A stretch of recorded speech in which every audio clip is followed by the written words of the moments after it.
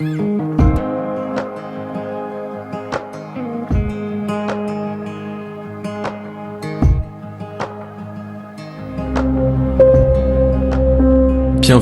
à Coram Deo. Ta famille, ta maison, ton église. Tout comme Jésus nous l'a appris, nous voulons vivre une vie d'amour, de solidarité, de compassion. Notre but, faire que Christ soit au centre de chaque famille. Et si tout ça commençait dans ta famille? Bienvenue à Coram Deo.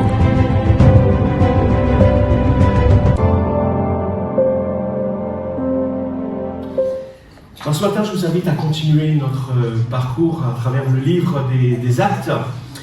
Nous arrivons vers la fin, nous allons entamer aujourd'hui le chapitre, nous allons voir le chapitre 21 et un peu le chapitre 22. C'est une grosse partie. Mais voilà, pour vous situer un peu le contexte, à la suite d'une famine qui avait touché aussi Jérusalem, donc Paul, l'apôtre Paul, va faire lever une collecte parmi les chrétiens non juifs aussi, pour aller apporter cette collecte. Paul a ce désir d'aller apporter cette collecte, d'aller apporter de l'aide aux chrétiens de Jérusalem, et il désire y aller et arriver à Jérusalem avant la Pentecôte, ou juste pour la Pentecôte. Parce qu'à la Pentecôte, à Jérusalem, c'est une grande fête, il y a beaucoup de monde, il y a beaucoup de juifs qui viennent un peu de toutes les régions qui se rassemblent.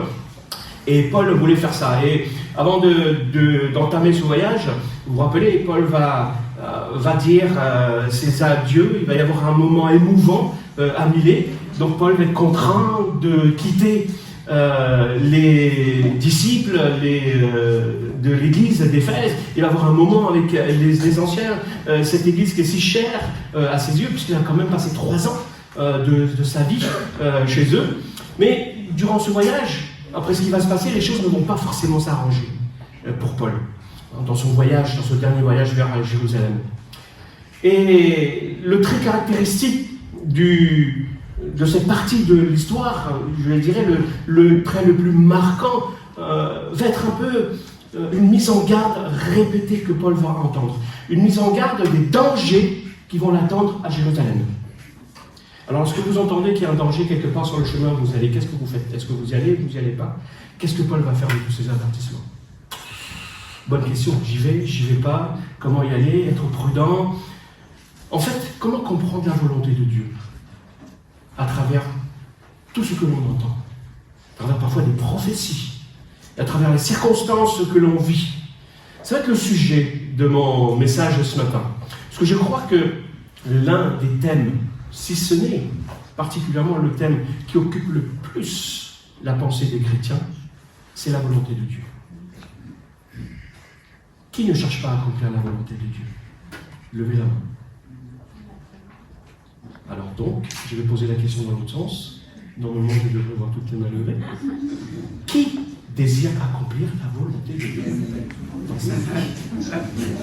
Alors ceux qui n'ont pas levé les mains, il y a un truc, je ne sais pas, entre les deux. Comment comprendre la volonté de Dieu pour ma vie? Je peux me lancer la première diapo, mon fils? Il faut reconnaître que c'est un sujet difficile, et je n'ai pas la prétention ce matin de vous donner des réponses pour des sujets qui ont été débattus et qui continuent à être débattus depuis des siècles. C'est Calvin, vous connaissez Calvin, un grand réformateur, il a dit que la connaissance de la volonté de Dieu est parfois pénible. Vous qui voulez connaître la volonté de Dieu, écoutez bien ça. La volonté de Dieu, elle est parfois pénible, triste et même angoissante. Vous voulez toujours connaître la volonté de Dieu? Pourquoi est-ce que c'est le cas? Vous savez, la Bible déclare que Dieu fait ce qu'il veut. Il exécute sa volonté quoi qu'il arrive. Et d'un autre côté, Jésus nous enseigne aussi à prier le Père en lui demandant quoi? Que ta volonté soit faite sur la terre comme au ciel. Il y a une tension entre ces deux aspects. Il y a difficulté. La difficulté, elle se situe où? Elle se situe, en fait, dans notre compréhension. dans notre compréhension de l'articulation entre ce Dieu qui est souverain, qui fait ce qu'il veut, et ma responsabilité à moi, ma responsabilité humaine, dans les choix que je dois faire, dans les décisions que je dois prendre, sur le chemin que je dois emprunter. D'un côté, on parle de faire la volonté de Dieu. Et puis on dit aussi que l'on peut être hors de la volonté de Dieu. N'est-ce pas? Mais finalement, quoi qu'il arrive, Dieu va accomplir sa volonté d'une manière ou d'une autre. C'est quand même lui qui décide. Parce que la volonté de Dieu, c'est même l'une des expressions les plus embarrassantes du vocabulaire chrétien. Donc j'aimerais ce matin vous communiquer quelques éléments pratiques. Très pratiques. Ces éléments qui peuvent nous aider à mieux comprendre et à discerner la volonté de Dieu pour une direction, pour une décision, pour quelque chose d'assez large dans notre vie, comme avec qui je vais me marier, quelle profession est-ce que je dois faire, où est-ce que je vais habiter, etc., etc., etc. Vous avez des grandes orientations dans votre vie. Vous avez des choix à un moment donné dans votre vie qui orientent une bonne partie de votre vie. Vous avez aussi des choix par contre au quotidien, sans vous en rendre compte. Et comment accomplir la volonté de Dieu dans tous ces éléments? On dit que pour comprendre quelque chose, qu'est-ce qu'il faut faire d'abord? Il faut bien définir ce dont on est en train de parler. Pourquoi est-ce que le sujet de la volonté de Dieu est complexe? Premièrement, parce que Dieu est souverain. Là, on est tous d'accord avec. La souveraineté de Dieu, c'est quoi? Qu'est-ce que ça signifie? Ça signifie que Dieu exerce sa domination sur toute la création, sur tout ce qui est créé. Et cette souveraineté-là, cette souveraineté de Dieu, cette domination, elle se manifeste à travers son autorité. Il est au-dessus de tout, il est le Dieu qui a autorité sur toute chose, et il contrôle toute chose. Mais il exerce aussi sa souveraineté par sa présence auprès de son peuple, au milieu de son peuple, et ainsi sur toute la création. Donc le pouvoir souverain, ce qu'on appelle le pouvoir souverain de Dieu, sur toute sa création et sur chacune de ses créatures, c'est l'un des thèmes les plus majestueux, les plus merveilleux de la Bible. Vous voyez, les thèmes les plus merveilleux et parfois les plus complexes. Donc quand nous disons que Dieu est souverain, on veut dire qu'il est puissant, qu'il a une autorité telle qu'il surpasse en fait toute autre autorité, toute autre puissance. Nous sommes dans la période des élections. Les hommes disent, c'est en fonction de ce que vous allez mettre dans le l'urne que les choses vont se décider, bien sûr. C'est là où on voit l'articulation de notre responsabilité et la souveraineté de Dieu. C'est quand même Dieu qui décide qui il va placer. Ça, c'est extraordinaire. Parfois, on a du mal à saisir ça. Donc, rien ne peut arrêter un acte, ni un événement, ni même le plan que Dieu a l'intention de réaliser. Rien. Ni personne. Certains chrétiens, justement, rencontrent des difficultés avec l'idée d'un Dieu qui contrôle tout. Pas vous? Parce que si Dieu ne contrôle pas tout, il n'est pas Dieu. Voilà pourquoi dans les mythologies, dans les autres croyances que la croyance biblique, vous avez des multiples dieux. Un dieu va contrôler telle chose, un autre dieu, il va contrôler par exemple la nature, il va contrôler les céréales, la production, un autre dieu va contrôler la pluie, les événements, un autre dieu va contrôler la fertilité, un autre dieu va contrôler la guerre, etc., etc., etc. Alors que notre Dieu, le Dieu de la Bible, il contrôle tout. Il n'y a pas besoin d'un deuxième dieu ou d'un troisième dieu. Et on a du mal à articuler cela, même nous, parfois chrétiens. Parce que si Dieu ne contrôlait pas tout ce qui existe, il ne serait pas ce Dieu unique auquel rien ne ressemble. Parce que par définition, Dieu est souverain. C'est Jésus lui-même, vous connaissez ça, qui a dit qu'il n'y a même pas un oiseau qui tombe à terre sans que Dieu ne l'ait voulu. Sans que ça soit la volonté de Dieu. Même les cheveux de vos têtes qui tombent, Dieu le sait. Il le sait. Rien n'arrive sans que Dieu le veuille. Mais, à cause du péché, Dieu permet, et on en parlait tout à l'heure, je vais y revenir, Dieu permet la souffrance, Dieu permet l'erreur, et il permet même les tragédies. Donc, dans ce cas-là, on parle de la volonté permissive de Dieu. C'est-à-dire, Dieu permet certaines choses. Et la première volonté, c'est la volonté décrétive. Dieu a décrété que les choses se passeraient comme ça ne se passera pas autrement. Donc la Bible nous dit que parfois, Dieu permet que nous ayons même ce que nous désirons. Tu veux ça, hein? Tu n'écoutes pas ce que Dieu te dit, et bien Dieu te le donne. Et tu assumes les conséquences. Même si c'est mauvais. Pourtant, je crois que Dieu a une volonté parfaite pour ta vie. Pour ma vie. Qui le croit? Et c'est ce qu'il faut rechercher.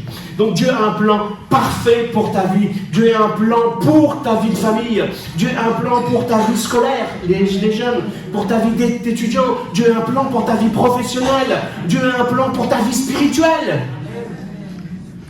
C'est pourquoi la Bible nous exhorte les chrétiens à faire la volonté de Dieu, à rechercher cette volonté et à faire la volonté de Dieu. Mais pour faire cette volonté, il faut la chercher d'abord, effectivement, et il faut aussi le comprendre.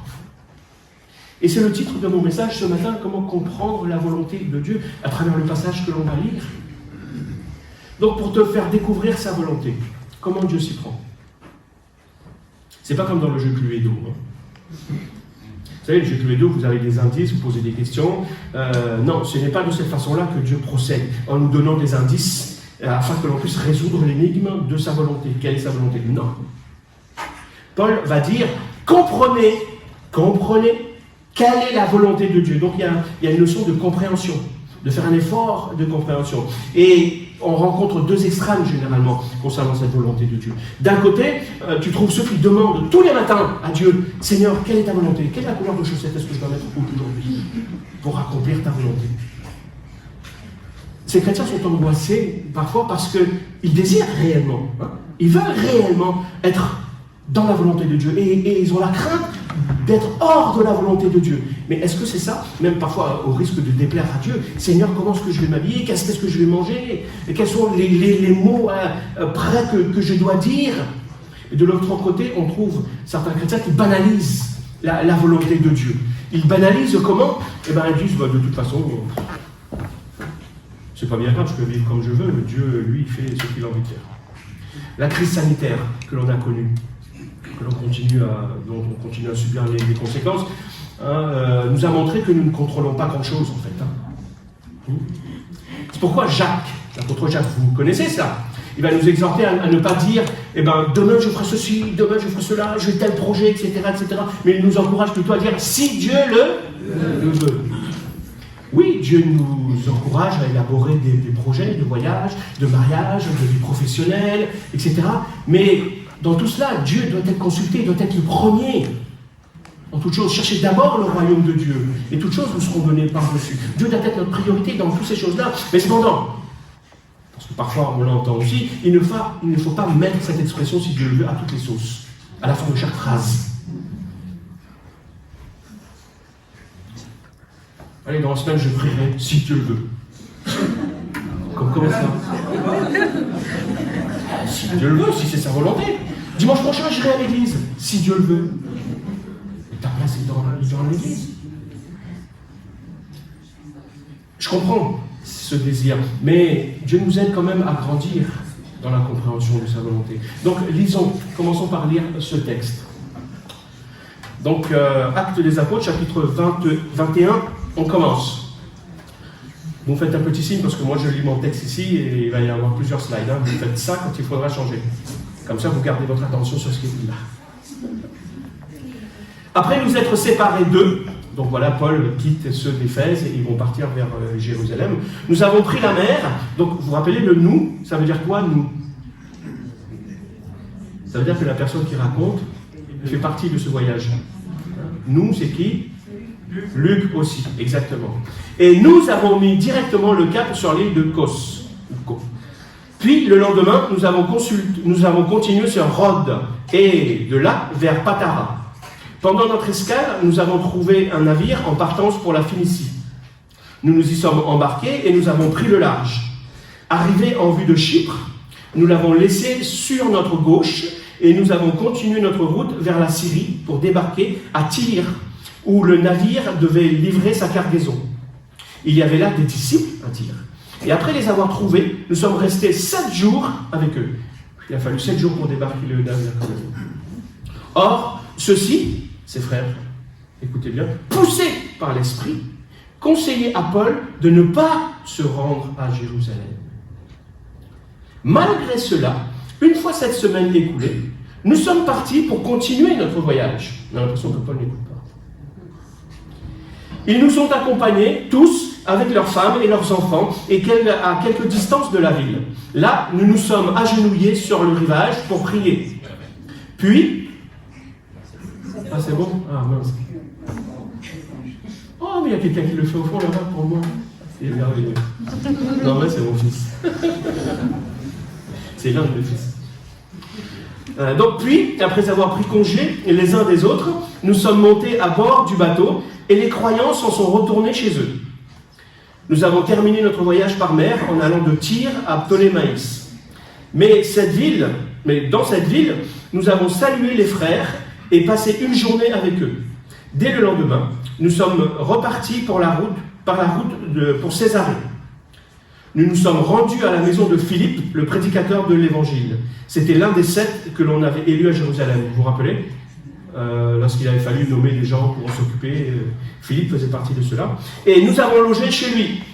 Il avait 4 filles non mariées qui étaient prophétesses. Je précise, non mariées. Ça veut dire qu'elles étaient jeunes, parce qu'à l'époque, on se mariait jeune. Donc, ces 4 filles étaient prophétesses. Il n'y a pas d'âge pour exercer des dons spirituels.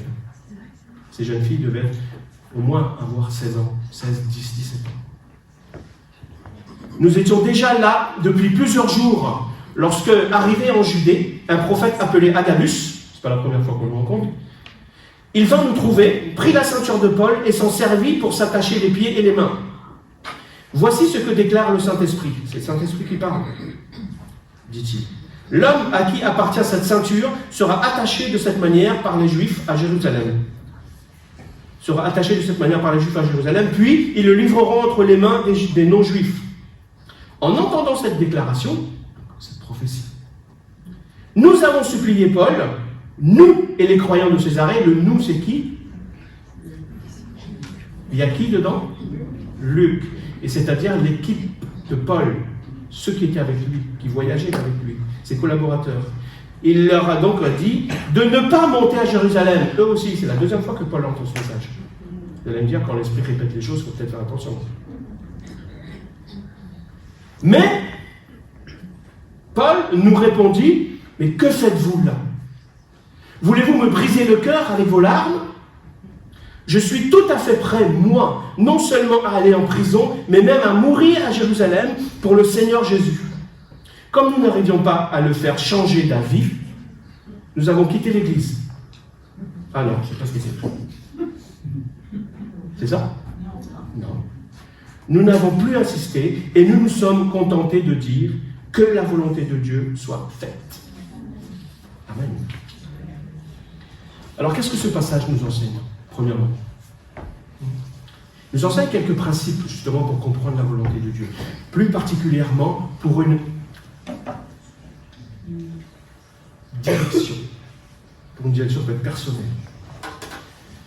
Paul a la conviction que c'est la volonté de Dieu qu'il aille à Jérusalem. Cette partie du récit se situe, encore une fois, dans un contexte prophétique. C'est-à-dire que Dieu parle. On comprend bien que Dieu parle. Il y a des disciples déjà de Tyr qui sont poussés par l'Esprit. Ils n'ont pas inventé les choses. Le texte nous dit qu'ils sont poussés par l'Esprit. Ils vont exhorter Paul de ne pas aller à Jérusalem. Paul, j'ai entendu, le Saint-Esprit t'a parlé quand même. Écoute, ne sois pas insensé. Écoute la voix de la sagesse, l'Esprit parle. Et surtout quand c'est pas à travers moi, Paul. D'un autre côté, l'Esprit dit à Paul d'y aller. De l'autre côté, d'un côté, l'Esprit dit à Paul, bon, il faut que tu ailles à Jérusalem. De l'autre côté, il y a des disciples qui sont remplis de l'Esprit qui lui disent de ne pas y aller. Ensuite, Paul va loger chez Philippe, qui a 4 filles qui sont prophétesses. On entend encore parler de prophétie. Et finalement, Dieu va envoyer Agabus, un prophète, qui vient dire à Paul qu'il sera lié à Jérusalem et qu'il sera livré aux non-juifs. Et en entendant cette prophétie, donc les disciples de Césarée ont la conviction, c'est ce qu'ils interprètent, ils ont la conviction que Paul ne doit pas aller à Jérusalem. Mais Paul garde la conviction qu'il doit aller à Jérusalem. Alors qu'est-ce que ce passage nous montre? Qu'il n'est pas toujours facile de discerner la volonté de Dieu. Ce n'est pas évident du tout. Même pour des disciples matures, Des gens remplis de l'esprit peuvent être en désaccord sur ce que Dieu veut vraiment. C'est pas évident ça, hein? Ça complique bien les choses. Je vais simplement vous évoquer, je ne vais pas les commenter longuement, je vais vous évoquer là dans ce premier point 8 éléments qui peuvent peut-être t'aider, qui peuvent nous aider à comprendre la volonté de Dieu pour une direction, pour des grandes directions de la vie. Comment on fait quand je veux me marier, quand je veux, etc., des grands choix de la vie. D'abord, ça commence par une pensée qui vient dans ton cœur. Dieu commence toujours par ça. Il dépose quelque chose dans ton cœur. Et lorsque Paul est à Éphèse, Dieu met sur son cœur d'aller à Jérusalem. Ce n'est pas le diable qui l'a fait.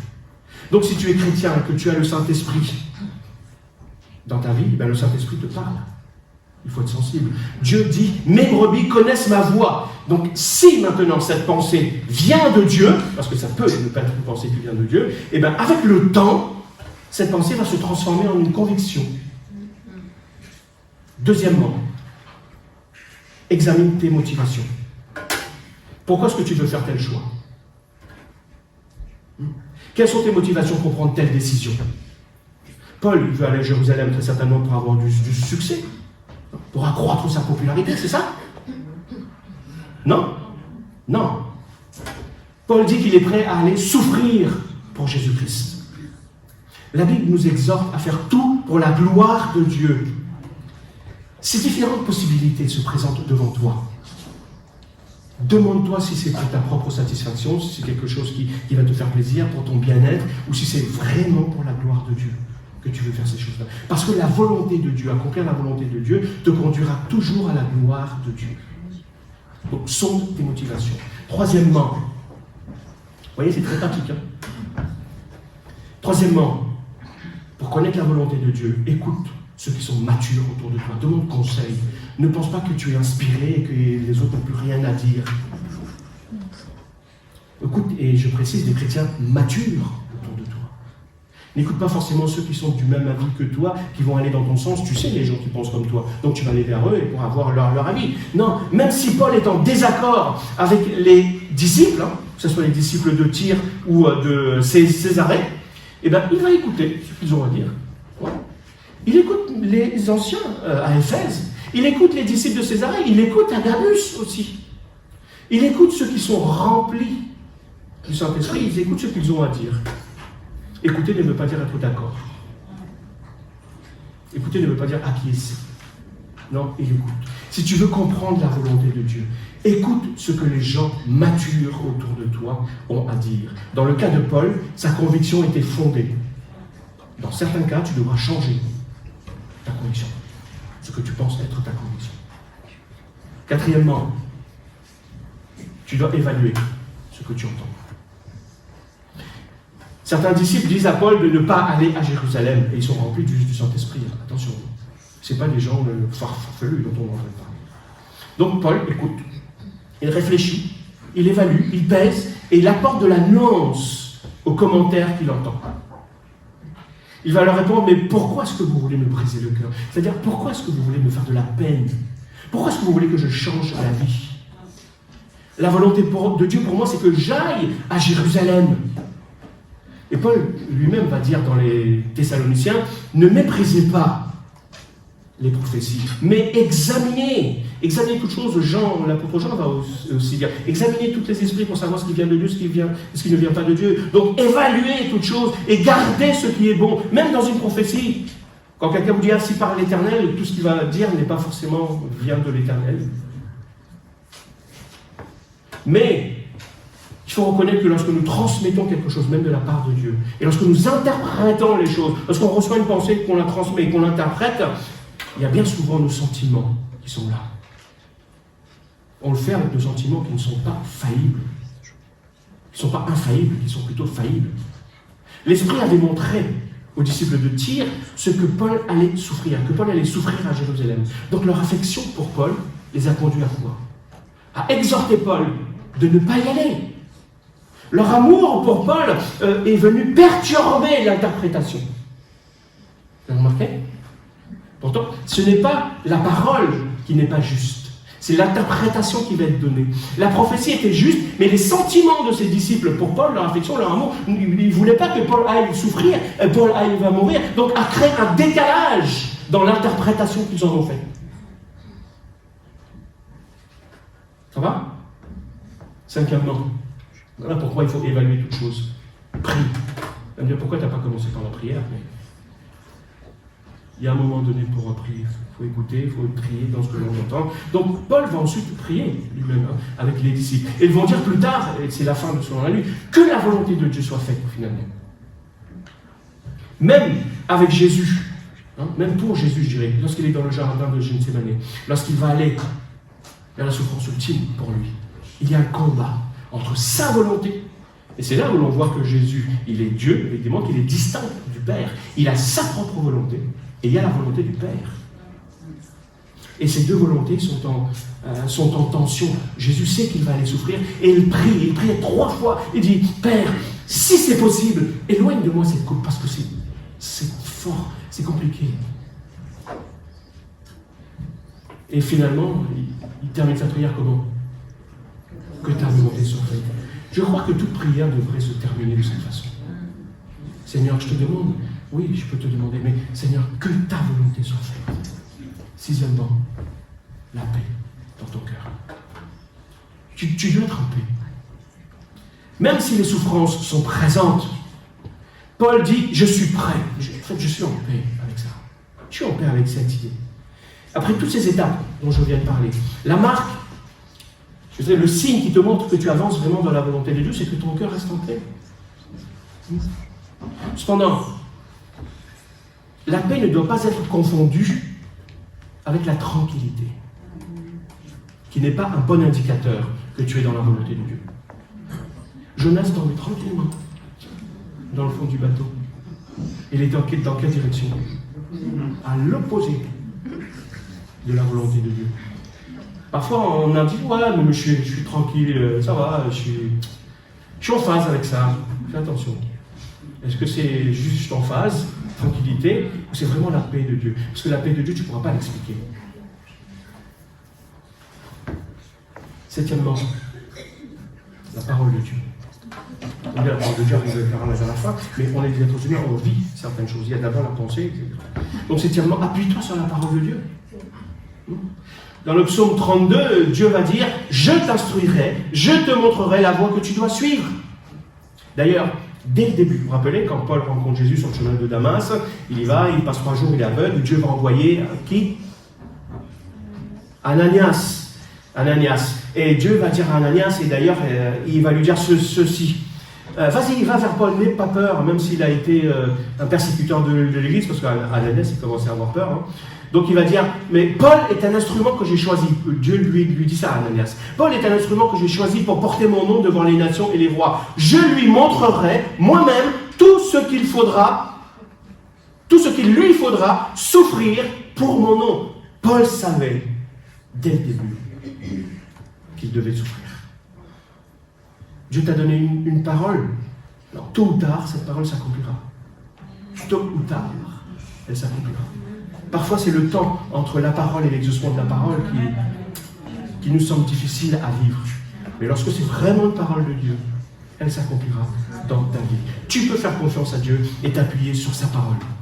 Et dernièrement, persévère. Ne t'arrête pas. Persévère. Persévère et accroche-toi à Dieu. Et avance. C'est ce que Paul a fait. Ils ont continué leur chemin, n'est-ce pas? Et nous partîmes pour. Vous voulez continuer? On continue. Deuxièmement, verset 15. Après avoir passé donc ces quelques jours à Césarée, donc nous avons fait nos préparatifs et nous avons pris le chemin de Jérusalem. Donc on continue, on persévère, Paul persévère. Quelques disciples de Césarée nous ont accompagnés et nous ont emmenés chez un certain Nasson. Dans certaines traductions, vous avez plutôt Jason, qui est originaire de Chypre, disciple depuis longtemps déjà. Il devait certainement faire partie des premiers disciples convertis lors de la Pentecôte. Donc chez qui ils allaient loger. Donc à notre arrivée à Jérusalem, donc voilà arrivé à Jérusalem, merci. Les frères nous accueillirent avec joie. Donc les apôtres et puis les responsables. Le lendemain, Paul se rendit avec nous chez Jacques, où tous les responsables de l'Église se rassemblèrent aussi. Après les avoir salués, Paul exposa en détail tout ce que Dieu avait accompli par son ministère parmi les non-juifs. En l'écoutant, ils louaient Dieu, puis ils dirent à Paul, « Vois-tu, frère, combien de milliers de Juifs sont devenus croyants à Jérusalem et aux alentours. Et tous sont très attachés à la loi de Moïse. Or, ils ont entendu dire que tu enseignais à tous les Juifs, disséminés à l'étranger, d'abandonner les prescriptions de Moïse en leur disant de ne pas faire circoncire leurs enfants et d'une manière générale, de ne plus suivre les coutumes juives. Que faire donc? Grand dilemme. Quelle est la volonté de Dieu? Car naturellement, ils vont apprendre ton arrivée. Ça, c'est sûr. Eh bien, voici ce que nous te conseillons. Conseil. Ils ne disent pas, voici ce que nous avons eu comme révélation. Voici ce que nous te conseillons. Nous avons parmi nous 4 hommes qui ont fait un vœu. Prends-les avec toi, participe avec eux à la cérémonie de la purification et pourvois à leurs dépenses pour qu'ils se fassent raser la tête. Ainsi, tout le monde saura que les bruits répandus à ton compte n'ont aucun fondement, mais qu'au contraire, tu continues toi-même à observer les prescriptions de la loi. Quant aux non-juifs, devenus croyants, voici les recommandations que nous leur avons données par lettre à la suite de nos délibérations. Vous vous rappelez de ça, au chapitre 15 donc d'Actes, quand Paul avait été voir qu'il y a eu des problèmes à Antioche, les Juifs étaient venus pour dire à des pagano-chrétiens, c'est-à-dire des chrétiens non-juifs, qu'ils pouvaient accepter Jésus, mais qu'il fallait qu'ils se fassent circoncire, qu'ils suivent les rituels juifs, etc., etc. Donc il y avait eu une délibération, premier synode, et il y avait eu une lettre qui avait été donnée. Donc là, il le rappelle. Donc ce qu'ils avaient délibéré. Donc ces chrétiens non-juifs, qu'ils ne mangent ni viande sacrifiée à des idoles, ni sang, ni viande d'animaux étouffés, et qu'ils s'abstiennent de toute inconduite sexuelle. Donc le lendemain, Paul emmena ces hommes, donc ces 4 hommes qui avaient fait un vœu, et participa avec eux à la cérémonie de la purification. Puis il entra dans la cour du temple, où il déclara à quelle date la période de purification serait achevée, c'est-à-dire à quel moment on offrirait le sacrifice pour chacun d'eux. On est arrivé à la fin de l'année. Je ne vais pas pouvoir tout expliquer. Je vous invite à relire, tête reposée, tout ce passage. Je vais directement aller à l'essentiel, parce que je vous ai dit que je serais très pratique, sinon on en aurait pour très longtemps. Nous avons parlé de la volonté de Dieu concernant les grandes décisions de notre vie, tout à l'heure. Encore une fois, le mariage, comment choisir un conjoint, l'orientation pour un service. Mais parfois, nous avons aussi besoin de comprendre la volonté de Dieu pour une décision personnelle précise, dans une situation bien particulière. Parce qu'on fait souvent face, tous, dans notre vie, à des situations dont la Bible ne parle pas explicitement. On aimerait comprendre la volonté de Dieu pour cette situation aussi. Prends un exemple. Un de tes amis t'invite au baptême catholique de son enfant et te demande d'être parrain ou marraine. Qu'est-ce que tu fais? Est-ce que la Bible en parle? Est-ce que la Bible te dit oui, non? Je ne sais pas. Un autre exemple d'actualité. Il y a eu toute cette discussion, n'est-ce pas? Est-ce que je dois me faire vacciner ou pas? Je ne rentrerai pas dans cette polémique. Mais simplement vous montrer comment on a des sujets sur lesquels même nos chrétiens parfois on discute, on cherche la volonté de Dieu, on ne sait pas. Parce que la Bible ne nous dit pas oui, tu dois te faire vacciner, non, tu ne dois pas te faire vacciner, oui, tu dois être parrain, non, tu ne dois pas être marraine, etc., etc. Autre exemple, qu'est-ce que je peux regarder à la télé? Est-ce que je peux tout regarder ce qu'il y a à la télé? Les films? Qu'est-ce que je peux regarder au cinéma? Quel type de film est-ce que je peux regarder? Tout? Est-ce que je peux suivre n'importe quoi sur les réseaux sociaux? Est-ce que je peux lire n'importe quel type de littérature, n'importe quoi? On rencontre plein de situations de ce type dans la vie quotidienne où les chrétiens ont besoin de savoir comment appliquer la volonté de Dieu parce qu'il n'y a pas de réponse précise. N'est-ce pas? Donc, dans notre passage, les responsables de l'église de Jérusalem expliquent à Paul que des chrétiens juifs de Jérusalem, continuent de respecter certaines traditions, certaines coutumes de l'Ancien Testament. Pas pour être sauvés, mais simplement par pratique culturelle. Et 4 d'entre eux, de ces chrétiens, ont fait un vœu de naziréat. Est-ce que c'est le vœu de naziréat? Non? Je vous invite à aller lire Nombre au chapitre 6. Je vais vous expliquer. Je ne veux pas vous laisser avec cette interrogation. Vous allez là, pas m'écouter, aller chercher Nombre 6. Vous le lirez à la maison. Mais c'est quoi ce vœu de naziréat? C'était toute personne qui ne faisait pas partie soit des lévites, des sacrificateurs, pouvait se rendre disponible, donc faire un vœu, pour servir dans le temple. Donc ces personnes-là, ils pouvaient le faire pendant un temps déterminé, 7 jours, un mois, etc. Donc tout ça, c'était défini. Et pendant cette période, ces personnes ne devaient pas se couper les cheveux, pas se raser la barbe, ils devaient renoncer à boire de l'alcool ou des boissons fortes, ils ne pouvaient pas s'approcher d'un mort. Et à la fin de cette période de consécration, donc la personne devait aller offrir un sacrifice au temple et se raser la tête. Vous comprenez le texte maintenant. Donc les responsables de l'église de Jérusalem vont dire à Paul, voilà, on a des chrétiens qui ont fait ce vœu, et il y en a d'autres qui vont te critiquer parce qu'ils disent que tu as rejeté complètement toute la loi juive et que c'est plus valable, etc., etc. Alors en fait, voilà ce que l'on te conseille. Accompagnez quand ils vont aller faire leur rite de purification, donc cette cérémonie vers la fin, accompagnez et pourvoient à leurs dépenses, c'est-à-dire paye pour leurs sacrifices, pour tous les soins dont ils vont avoir besoin pour la fin de ce vœu, afin de ne pas être une pierre d'achoppement pour ces gens-là. Parce que Paul, tu as vécu un certain temps en terre païenne. Les gens vont penser que, en fait, tu es souillé avec toutes sortes de choses. En faisant cela, tu vas leur montrer que tu respectes la loi juive, tu respectes ce que Dieu a demandé, et tu ne seras pas une pierre d'achoppement pour eux. Tu ne seras pas un mauvais exemple pour ces juifs. Et ils ne vont pas dire, ah oui, Paul, effectivement, c'est un gars impur, donc à partir de ce moment-là, on n'écoutera plus du tout ce que Paul aura à dire. Donc ils vont nous exhorter de Paul à se soumettre à cette coutume, donc à payer les frais et à prendre ces 4 personnes avec lui. C'est ce que Paul va faire. Donc de cette façon, les judéo-chrétiens ne pourront pas dire à Paul, oui, voilà, t'es un anti-juif. Donc c'est cette situation-là qui est décrite dans ce passage. Donc Paul va accepter de le faire, il va s'associer à cette pratique, non pas par conviction spirituelle, mais parce qu'il sait, et il prêche même, que le salut ne s'obtient que par grâce en Jésus-Christ.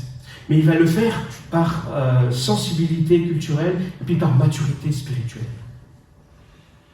Il n'y a aucune prescription biblique spécifique, par exemple, concernant je sais que dans certaines coutumes ça se fait, les dots lors du mariage. Est-ce qu'on doit faire, est-ce qu'on ne doit pas faire? C'est culturel. De la même façon, comme je vous le disais, pour les parrains, pour les marraines, il y a certaines cultures qui le font, il y en a d'autres qui ne le font pas. Ça reste culturel. Ce n'est pas parce que tu es chrétien que tu dois rejeter tout ce qui est culturel. Tout n'est pas rejeté dans la culture, et même dans la culture qui n'est pas la tienne. On a tous une sensibilité culturelle, mais cela reste secondaire. Donc dans ces situations, qu'est-ce qu'on fait? Paul va établir un principe pour prendre des décisions compliquées dans ces situations. Donc ce principe se trouve dans 1 Corinthiens au chapitre 10, les versets 23 et 24. Je vais vous le lire. Oui, tout m'est permis, mais tout n'est pas utile. Tout n'est pas bon pour moi. Tout est permis, mais tout n'aide pas à grandir dans la foi. Que chacun de vous, au lieu de songer seulement à lui-même, c'est-à-dire de chercher son intérêt, son plaisir dans les choix qu'il fait, cherche aussi les intérêts des autres. Ce principe-là, ce texte que l'on vient de lire, contient en fait 4 éléments, 4 étapes. Premièrement, donc ça c'était deuxième, pour prendre une décision, premièrement, est-ce que c'est permis? Est-ce que c'est permis ou est-ce que c'est interdit clairement par la Bible? Est-ce que je peux voler? C'est permis ou c'est pas permis? C'est pas permis. Donc si c'est pas permis, c'est clair. Tu n'as même pas besoin de passer à la deuxième étape. Si tu ne vois pas d'interdiction claire, de toute façon, à ce moment-là, tu passes à la deuxième étape. que c'est utile? Est-ce que ça va affecter ma communion avec Dieu? Est-ce que ça va t'aider à grandir dans la foi? Est-ce que Jésus pourrait participer avec moi à cette activité? Est-ce qu'il serait d'accord avec moi dans le choix qu'il fait? Est-ce que je pourrais l'emmener avec moi, par exemple, si je fais tel choix à tel endroit? Est-ce qu'il viendra avec moi? Pose-toi cette question. Est-ce que je perds mon temps à faire ça? Parce que j'investis pour le royaume de Dieu? Est-ce que ça aide à mon âme à grandir ou pas? Enfin, vous comprenez? Est-ce que Jésus donc pourrait regarder telle ou telle chose avec moi à la télé? Au cinéma? Est-ce qu'il pourrait s'asseoir à côté de moi et lire la littérature que je lis? Est-ce qu'il pourrait suivre les mêmes choses que moi sur les... Est-ce qu'il pourrait faire la même chose? Est-ce qu'il pourrait participer à une conversation entre mes collègues et moi? Parfois, vous savez, on discute de plein de choses. Est-ce que Jésus pourrait faire partie de cette conversation sans que ça choque ses oreilles? Plein de questions, n'est-ce pas? Je vous pose plein de questions. Troisièmement, est-ce que ça le rend esclave? Est-ce que ça m'a servi? Est-ce que ça touche à ma liberté chrétienne? Prenons un exemple très banal. L'alcool, c'est socialement acceptable. Mais est-ce que je suis dépendant? Est-ce que je peux m'en passer? L'usage des réseaux sociaux, est-ce que je peux m'en passer? Ou est-ce que dès que j'ai du temps, pouf, je suis dessus? Il y a certains jeunes qui voient de quoi je parle. Voilà. Ils ont carrément le smartphone parfois incrusté dans le... Oh, peut-être pas que des jeunes, non? Je ne suis pas contre, attention. Je ne suis pas en train de dire que c'est contre. C'est une bonne chose. Je suis en train simplement de dire qu'il faut se poser certaines questions. À un moment donné, est-ce que je passe trop de temps à une pratique? Est-ce que si je passe trop de temps à certaines choses, sans m'en rendre compte, je deviens esclave de cette chose sans m'en rendre compte? C'est ça. Même si ça paraît inoffensif, il y a certaines choses que l'on appelle la procrastination. Procrastination, voilà. C'est-à-dire, j'utilise mon temps à ne rien faire, qui ne m'apporte rien. Vous êtes d'accord avec ça? Procrastiner, c'est-à-dire, ah oui, c'est remettre à plus tard. Donc si je remets à plus tard ce que je dois faire aujourd'hui, qu'est-ce que je fais aujourd'hui? Je passe mon temps à ne rien faire. Allez plus loin dans la compréhension de cette procrastination. Je vous assure. Est-ce que ce que je fais, quatrièmement, est une pierre d'achoppement pour les autres? Finalement. Est-ce que tu cherches ta propre satisfaction ou l'intérêt des autres? Je vais vous donner simplement un exemple, parce que ça m'a interpellé. C'est un pasteur qui rend ce témoignage. On lui parlait de tatouage. Je sais qu'aujourd'hui, il y a eu des temps de tatouage, etc. Il disait, moi, forcément, je ne suis pas forcément contre le tatouage, même si je pourrais même me faire tatouer dans plein de choses. Mais il a dit, mais je sais que si je le fais, ça risque de choquer bon nombre de personnes dans mon église, donc je ne le fais pas.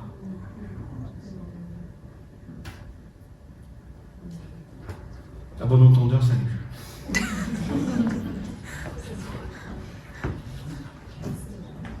Je suis peut-être en train de penser, c'est bien beau tout ce qu'il me raconte. Il me pose plein de questions.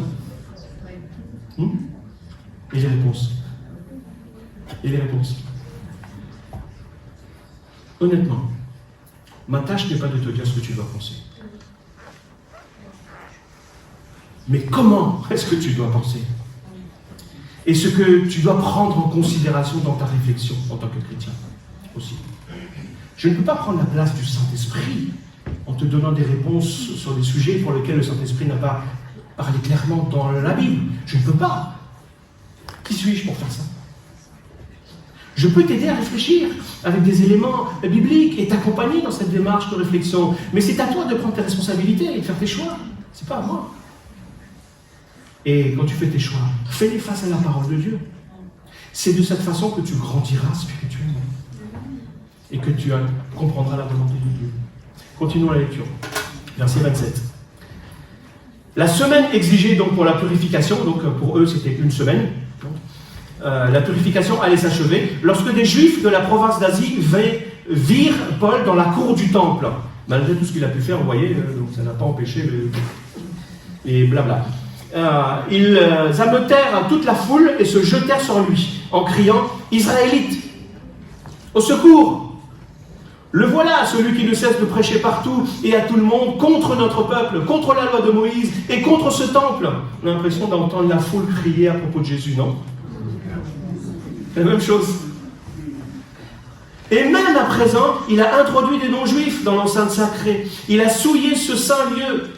Il disait cela parce qu'ils avaient vu Trophime d'Éphèse en ville avec lui. Ils n'ont pas vu Trophime dans le temple, ils l'ont vu avec lui, ils en ont déduit que... Attention aux déductions rapides. Et il s'imaginait, donc, que Paul l'avait fait entrer dans la cour intérieure du temple. Une déduction due à notre imagination peut nous emmener très loin, peut avoir des conséquences parfois fâcheuses. Donc l'agitation gagna la ville tout entière et le peuple accourut en foule de toutes parts. On s'empara de Paul et on le traîna hors de la cour du temple dont on ferma immédiatement les portes pour que les non-juifs ne puissent pas rentrer. On cherchait à le mettre à mort quand le commandant de la garnison romaine fut informé que tous les Juifs, que tout Jérusalem était en effervescence. Aussitôt, il rassembla des soldats et leurs officiers se précipita vers la foule. Dès qu'on aperçut le commandant et les soldats, on cessa de battre Paul, parce qu'on était en train de le tabasser. Alors, le commandant s'approcha, il fit saisir Paul et donna ordre de le lier avec une double chaîne, puis il demanda qui il était et ce qu'il avait fait. Mais dans la foule, les uns criaient une chose, les autres une autre, et le commandant ne put rien savoir de sûr sur ce tumulte. Vous savez, la foule. Je vais parler de l'opinion publique. Vous écoutez l'opinion publique, vous allez entendre tout et n'importe quoi. Si vous écoutez vraiment l'opinion publique, vous n'allez pas toujours pouvoir discerner quelle est la vérité. Parce que chacun va y mettre un petit peu de... Voilà, c'est ce qui s'est passé. Alors, il ordonna de conduire Paul à la forteresse. Quand Paul commença à gravir les marches de l'escalier, les soldats, devant la violence de la foule, se virent obligés de le porter à bras-le-corps. En effet, tout le peuple le suivait en hurlant « À mort !» On aurait peut-être même pu ajouter « Crucifie-le !» Même chose.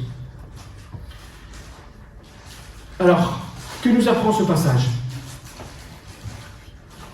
Eh bien, ce passage nous apprend comment discerner la volonté de Dieu dans une déception.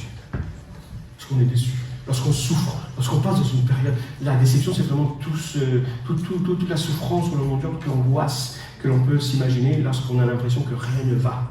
Un frère m'a posé cette question ce matin. Justement. C'est l'événement de ce récit-là qui a conduit certains commentateurs bibliques à dire que Paul s'était trompé en allant à Jérusalem. Qu'il aurait dû écouter ceux qui lui avaient dit « N'y va pas à Jérusalem ». Et moi je crois que Paul a fait ce que Dieu lui avait dit, que Paul a accompli la volonté de Dieu en allant à Jérusalem. Parce que plusieurs pensent lorsqu'on accomplit la volonté de Dieu, lorsqu'on est pleinement dans sa volonté, eh bien, on est richement béni. On n'a pas de problème. Pas de souffrance. On prospère. On rencontre le succès. Un peu comme le discours des amis de Job. Job, si tu es dans cette situation, c'est que tu as dû avoir des problèmes. Parce que le juste ne se retrouverait pas comme toi, là, après avoir tout perdu, tout paumé, en train d'être sur le tison, là, à terre, dans la poussière, à se gratter avec la pustule partout. C'est pas logique. Mais la parole de Dieu nous enseigne une grande vérité à ce propos. Comment est-ce qu'on peut être certain que Paul est dans la volonté de Dieu? En vivant cette situation-là, en venant à Jérusalem et en vivant cette situation où il va se faire battre et en plus arrêter. Parce que la souffrance fait aussi partie de la volonté de Dieu pour ta vie.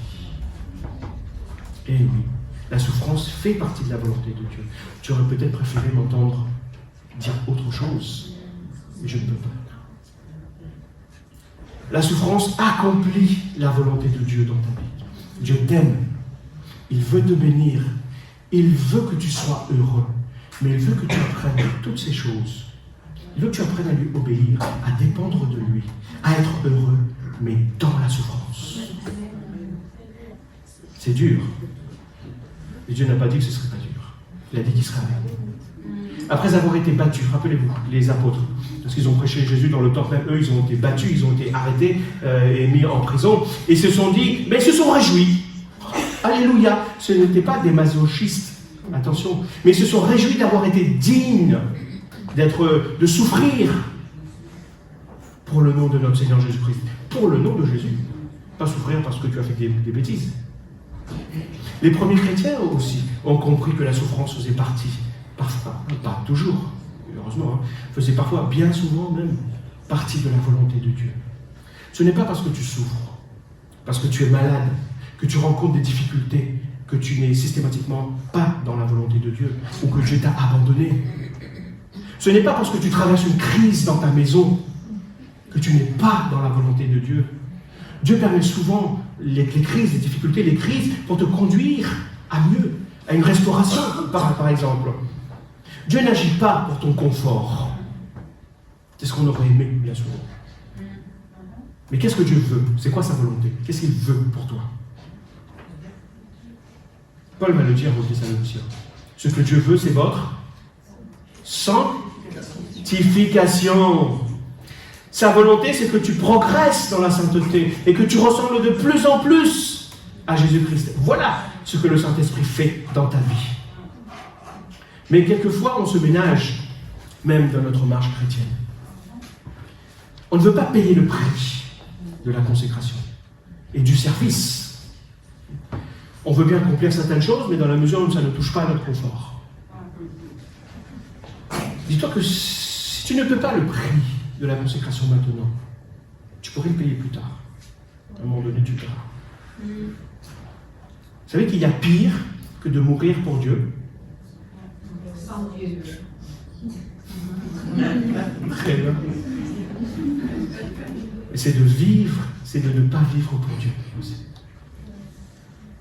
Mourir sans Dieu et ne pas vivre pour Dieu. Jésus a dit que celui qui veut me suivre, qu'est-ce qu'il doit faire? Il doit renoncer à lui-même et il doit prendre sa croix. La croix, c'est le symbole du renoncement à soi et de la mort. Donc si je veux résumer les choses, encore pour être très pratique sur la souffrance met en évidence nos besoins spirituels. Tu veux connaître la volonté de Dieu pour ta vie, d'un point de vue spirituel? La souffrance va te faire réaliser certaines choses, ton propre besoin. La souffrance va t'enseigner la volonté de Dieu. Quel est le chemin de Dieu? Paul, il savait que le chemin de Dieu, même s'il allait souffrir, c'était d'aller à Jérusalem, d'aller parler à certaines personnes bien particulières, à des autorités. S'il avait été avec, je dirais, avec tous les éloges derrière, il n'aurait pas été crédible. La souffrance te garde dans l'humilité. Paul, il avait une maladie dans son corps. Et il a prié 3 fois. Vous croyez Paul qui prie pour les malades et les malades sont guéris. Il ressuscite un certain Eutychus. Il prie pour lui-même, Dieu ne l'exauce pas. 3 fois, Dieu lui dit, ma grâce te suffit. Et il va dire lui-même pourquoi, et Dieu lui explique et il comprend pourquoi. Pour le garder dans l'humilité. Tu vas continuer à avoir cette maladie, Paul. Je ne te l'enlèverai pas.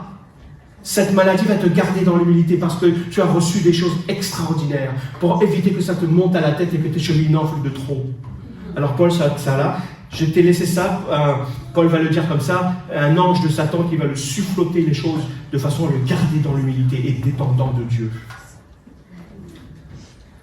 Donc la souffrance te révèle que Dieu est fidèle. Comme on l'a dit tout à l'heure, Dieu ne t'abandonnera jamais dans la vie. C'est dans la souffrance que tu t'aperçois que Dieu est avec toi. Quand tout va bien, tu t'en rends pas compte. Quand tu as à manger, tu crois que c'est toi, par tes efforts, etc. Mais quand les choses sont compliquées et que tu as quand même à manger, là tu te dis, merci Seigneur. Ça c'est pratique. Passons au dernier passage. Verset 37. Je vais lire quelques versets. Au moment où l'on allait le faire entrer donc dans la citadelle, c'était la tour Antonia, donc il se trouvait dans l'enceinte du temple. Donc c'est là où étaient les soldats. Donc Paul demanda au commandant, m'est-il permis de te dire quelque chose? Donc je passe au verset 40. Donc le commandant lui en accorda la permission. Alors Paul, debout sur les marches, fit signe de la main à la foule qui était là.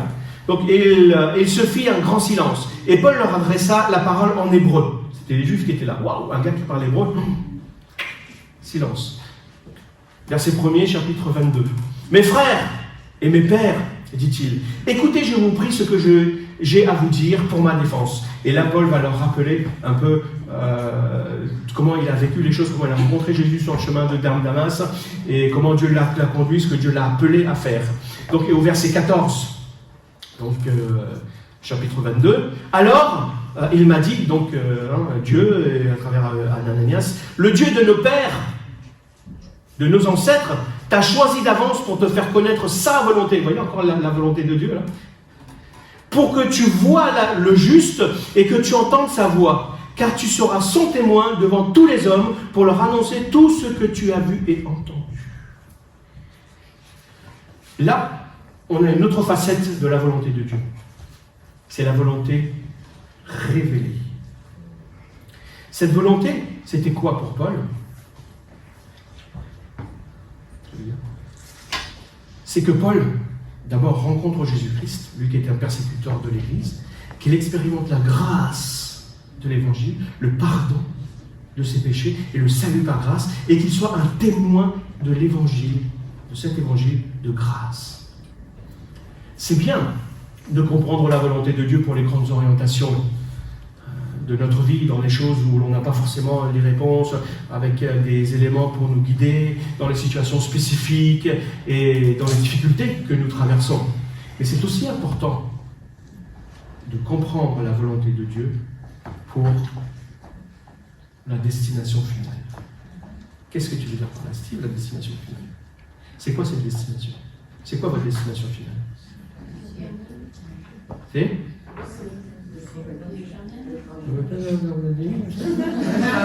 Est-ce que vous savez où vous allez ou pas ? La maison du Père. Je dirais c'est la vie éternelle.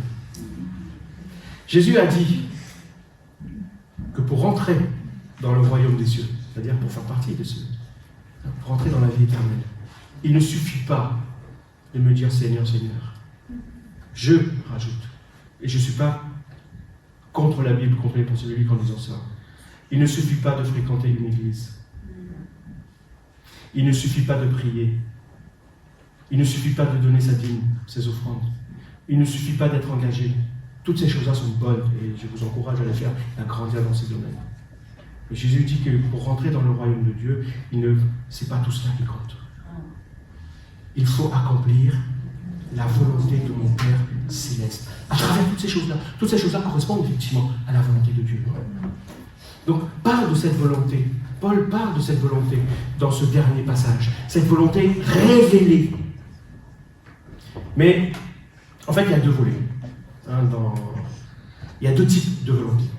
Et je vous invite à venir mercredi à l'étude biblique. On va en reparler, justement, parce que c'est quelque chose d'assez compliqué. Il faut un peu étendre sur cette volonté. Donc venez avec vos questions aussi, et voilà, et on aura un partage. Donc il y a d'un côté la volonté cachée de Dieu, les mystères dont on ne connaît pas, et celles que nous ne savons pas, ces choses dont nous ne savons pas, et qui ne nous est pas révélées, qui ne sont pas dévoilées, en fait, encore. Puis il y a la volonté révélée. C'est quoi la volonté révélée ? Dites-moi ce que c'est cette volonté révélée.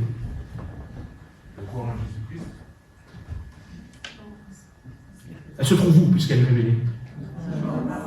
C'est tout simplement la parole de Dieu. La parole de Dieu. Nous n'avons pas tous les détails de la volonté de Dieu cachée pour notre vie. Pourtant, Dieu a un plan, mais il nous révèle certaines choses au fur et à mesure. Mais la bonne nouvelle, heureusement d'ailleurs, c'est que Dieu nous a révélé des aspects de sa volonté. Il nous a révélé tout ce dont nous avons besoin et tout ce qu'il est nécessaire de comprendre pour vivre notre vie chrétienne ici-bas, en attendant le ciel. Et je peux te dire que 90%, si ce n'est pas plus, des défis de ta vie trouvent leur réponse dans la parole révélée. Dans la volonté révélée de Dieu. Quand Paul dit « Soyez transformés par le renouvellement de votre intelligence » pour pouvoir discerner la volonté de Dieu, ce qui est bon, ce qui lui plaît et ce qui est parfait, et bien cette volonté de Dieu dont parle Paul là, c'est la parole de Dieu. N'allez pas chercher ailleurs. Qui veut connaître la volonté de Dieu? Alors je t'encourage à lire ta Bible. Tu auras 90% de la volonté de Dieu qui sont révélées dedans. Pour toi. Donc pour conclure, je vais vous donner encore trois éléments, 3 principes pour te conduire afin que tu puisses faire la différence entre la volonté cachée de Dieu, dont on a parlé au début, parfois on ne sait pas, parce que Dieu ne révèle pas, ne donne pas des éléments précis, et puis la volonté révélée. Pourquoi? Parce que le monde passe avec tous ses attraits. Mais celui qui accomplit la volonté de Dieu, il demeure éternellement. Alors, premièrement, confie-toi en Dieu, confie-toi en Jésus. Pourquoi te confier en Jésus? Parce qu'il est le seul qui accomplit parfaitement la volonté de Dieu. Et il l'a accompli pour toi. Et tout ce dont tu as besoin se trouve en Jésus. Jésus déclare qu'il est venu sur cette terre pour accomplir la volonté de son Père. Et que sa nourriture, c'est de faire la volonté de son Père. Donc si tu t'attaches à Jésus, qui est le sceptre, toi tu es le serment, et bien le Saint-Esprit te conduira dans la volonté de Dieu. C'est ce que Jésus a dit, quand le Saint-Esprit viendra, il nous conduira dans les voies du Seigneur. Deuxièmement, concentre-toi plutôt sur la volonté révélée. Ne cherche pas ce qui est caché, forcément. Concentre-toi d'abord sur ce qui est la volonté révélée dans la Bible. Parce que la majeure partie, encore une fois, de tes défis se trouve dans la Bible. Les réponses à tout cela se trouvent dans la Bible. Et si tu as besoin, fais-toi accompagner pour comprendre par quelqu'un qui comprend effectivement la Bible, mais par quelqu'un qui la comprend, qui va l'interpréter aussi d'une autre façon. En fait, tu n'as pas besoin, je le redis, de prier, de jeûner pour savoir si tu dois mentir. Tu n'as pas besoin de jeûner, de prier pour savoir si tu dois voler. Tu n'as pas besoin de demander à Dieu sa volonté pour savoir si tu dois prier, si tu dois venir à l'église, si tu dois commettre l'adultère. Pratiquer ce qui est bien, si tu dois pardonner. Est-ce que tu as besoin de prier pour savoir quelle est la volonté de Dieu dans toutes ces choses-là? Et j'en passe. C'est révélé dans la Bible tout ça. C'est dit et c'est clair. C'est déjà, lis la Bible si tu veux t'approfondir dans la parole de Dieu. Il te suffit simplement de lire et d'approfondir tes connaissances de cette parole. La prophétie de Michée, que j'aime particulièrement, que je chéris depuis que je suis tout petit. Michée 6:8, et on le chantait aussi. On t'a fait connaître homme ce qui est bien. On t'a enseigné ce qui est bien et ce que l'Éternel attend de toi. Donc tu le sais, c'est révélé. C'est que tu te conduises avec droiture, que tu prennes plaisir à la bonté et que tu vives dans l'humilité avec ton Dieu. Un pasteur disait ceci un jour, il disait que ceux qui luttent le moins contre la volonté de Dieu, eh bien ce sont ceux qui connaissent le mieux la parole de Dieu. C'est logique. On pourrait dire aussi autrement, ceux qui sont approfondis dans la parole de Dieu ont moins de problèmes avec la volonté de Dieu. Donc ne te fie pas à ton flair, à ton imagination, comme ces gens qui imaginaient que trop film, parce qu'ils avaient vu avec Paul, ils ont élaboré. Souvent je fais cette référence à mon enfant, je dis, il y a des gens qui, tu leur parles de ça, ils vont te raconter ça. Ils ont vu ça et ils vont t'expliquer ça. Waouh, fort. Donc ne te fie pas à ton flair, à ton imagination, à ce que tu penses, à ce que tu crois savoir. Fie-toi d'abord à la Bible, à la vérité. Parce que dans la plupart des situations, n'attends pas forcément un signe. Je ne dis pas que Dieu ne donne pas de signe. Il y a des moments où on a besoin de signes. Mais n'attends pas forcément un signe ou une parole qui va venir de nulle part. Lis la Bible. Lis ta Bible et prie chaque jour. Si tu veux connaître la parole de Dieu, si tu veux grandir. Troisième et dernièrement, fais confiance à Dieu pour sa volonté cachée. C'est Moïse qui dit, ce qui est révélé c'est pour nous, ce qui est caché appartiendra à Dieu. Et il la révèle à qui il veut. Il y a des moments où Dieu te révélera certaines choses particulières.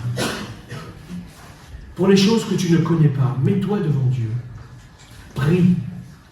Prends une décision qui ne contredit pas sa volonté révélée. Fais un pas de foi. Avance. Et fais confiance à Dieu.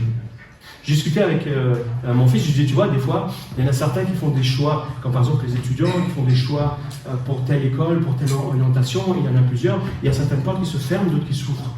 Les portes qui se ferment sont ceux que tu aurais voulu, et les portes qui s'ouvrent ne sont pas forcément ce que tu aurais choisi. Je lui dis, mais si tu as prié Dieu, si tu t'es remis entre les mains de Dieu, s'il y a certaines portes qui se ferment et que d'autres s'ouvrent, crois que Dieu agit aussi à travers ça. Même si tu as l'impression que ça te frustre au départ, fais confiance à Dieu et avance, fais un pas de foi dans cette direction. Dieu ne trompera jamais ses enfants, Dieu ne trompe personne. Je crois dans cette vérité révélée qui dit que tout concourt au bien de ceux qui aiment Dieu. Vous croyez? Donc j'invite ceux qui ont été désignés pour la scène à aller se préparer. Je vais vous inviter simplement à quelques heures ce qu'on puisse prier. Demandez à Dieu sa grâce, de nous aider à vivre sa volonté, à découvrir sa volonté, à nous approfondir dans cette connaissance. Et puis, finalement, toute prière doit se terminer comment? Que ta volonté soit faite. Alors, quel que soit le choix que tu vas faire, quelle que soit la direction dans laquelle tu dois avancer, que ce soit pour quelque chose que tu ne comprends pas, que tu ne connais pas, confie-toi à Dieu, cherche sa volonté dans sa parole, prends conseil autour de toi, prie et dis à Dieu que ta volonté soit faite, comme Jésus l'a dit dans le jardin de Gethsémani. Alors que plusieurs puissent élever la voix dans cette direction, avant que l'on puisse partager la scène.